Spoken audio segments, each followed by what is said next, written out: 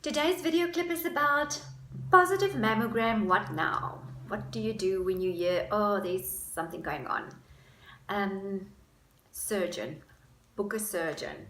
You've got a phone, a surgeon, make an appointment, and then he will ask you to undress again, and he will use a local anesthetic, which is awkward, my friends. I mean, here comes the needle, and he's now going to inject it into your breast.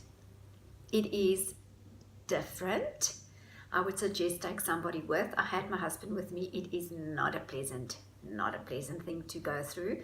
And then after that, when it's now numb, he comes with his prehistoric injection needle thingy that's got a scissors inside of it, so that when he pushes it into the nodule, he can clip off a piece of flesh. So you don't feel it, don't panic. But lying there, you know, I had 6 of those. It's in at the same spot, and then, you know, it's like going in a fan motion trying to get a piece of the whole nodule.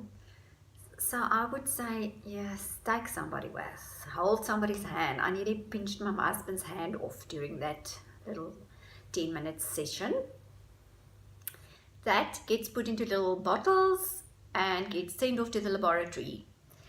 And they now do intensive scanning of those things. They dye it, they label it, they look under the microscope, and then they'll come back and say, Mrs. Bibag, we just need to tell you, but the doctor will let you know. This is not a benign thing we're working or dealing with. It is malignant. So they'll tell you it is malignant so that you know. Unfortunately for me, weekend. Now you sit with this news, hey? It is like driving you up the wall. And then on the Monday, they told me, this is the type of breast cancer that you have. It gets typed so that they know exactly what they're dealing with, because that determines your treatment regime. And then from there, scans, one upon the other. I had a bone scan that determines if you've got lesions in your skeletal part of your body. That is a painless exercise, but again, you need to make an appointment, and you know, it's full, and you wait and you sit and you wait and hurry up and wait. Then after that, the next day probably, they will ask you to come in for a CT scan. CT scan is there to determine, has it spread to your organs, has it gone to the liver, lungs, and then that, if that's still not giving you a good enough answer, like in my scenario, they had inconclusive reaction on the liver scan, I had to go for an MRI scan, another scan. Anyways, after all of that, they'll come back and say to you, you have HER2 positive, like me, breast cancer, and you are stage 4 because it's already spread to my liver.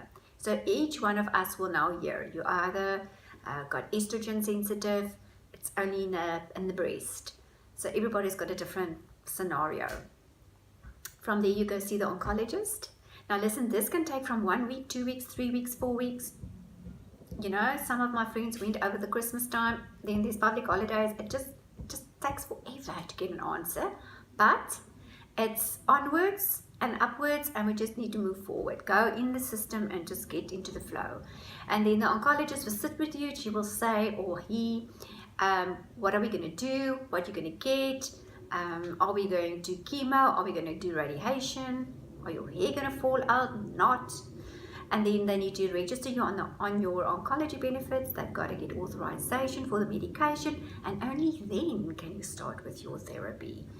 So it's no use you stress. It's no use you don't eat because you're so worried. Just move forward one day at a time. Keep well.